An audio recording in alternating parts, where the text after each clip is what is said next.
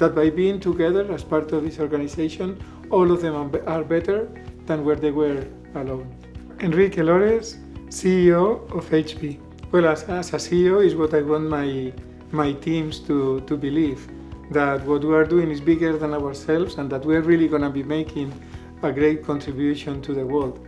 And clearly, the people of this organization feels it, sees it, and behaves accordingly to that.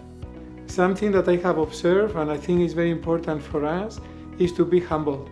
And humbleness is something that you see as soon as you go across the doors of the building.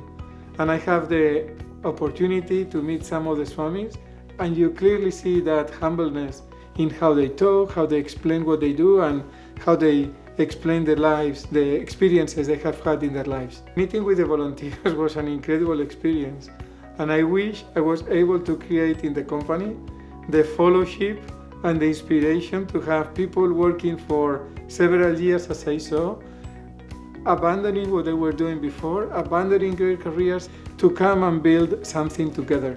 The inspiration that you see in seeing so many people working to build something together, that as many of them said, is bigger than themselves.